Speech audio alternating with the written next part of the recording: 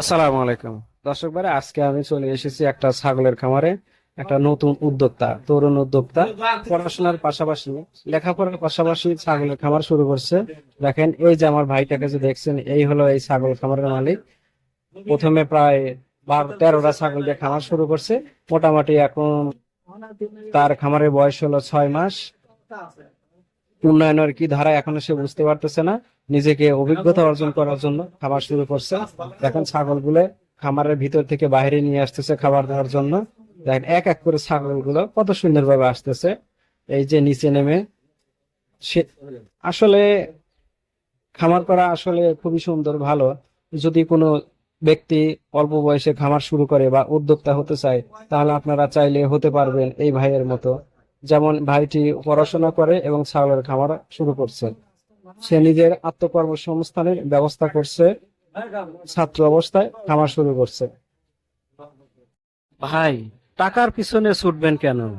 আপনি উদ্যোক্তা হন, পরিশ্রমী হন, দেখবেন টাকাই আপনাকে এসে ধরা দিবে। কারণ হলো, পরিশ্রম না করলে টাকা ইনকাম করা যায় না। আপনি বেকার বসে থাকবেন আর চিন্তা করবেন যে আমি এত টাকা ইনকাম করব, এটা কখনোই সম্ভব না। তাই পরিশ্রমী হন, টাকা ইনকাম করুন। দেখেন, ভাইটা যেমন অল্প বয়সেই দেখেন এই যে ছাগলের খামার শুরু করছে। সে টাকা ইনকাম করার জন্য। যদি এই খামারটা ভালোভাবে চলে বা রোগ বালাই যদি না হয়, তাহলে অবশ্যই এখান থেকে একটা ভালো কিছু আশা করা যাবে। একের কত সুন্দরভাবে এই যে খামারটা শুরু করছে, মাচাটা উঁচায় রাখছে, চতুর্দিকে আটকায় দিছে। এটা হলো তার ঘর। একটা খামার শুরু করতে গেলে আপনাকে প্রথমেই একটা সঠিক পরিকল্পনা করতে হবে এবং সঠিক সিদ্ধান্ত নিতে হবে। যে খামারটাই করেন না কেন, তার বাসস্থানটা খুব সুন্দর হতে হবে। দেখেন ভাইটার, এই যে এটা হলো ছাগলের খামার। ভাই এখন এই যে ছাগলকে ঘাস খেতে দিবে। দেখেন, এই যে ছোট ছোট করে কেটেছে ঘাস গুলো, এখন এই যে ছাগলকে খেতে দিতেছে।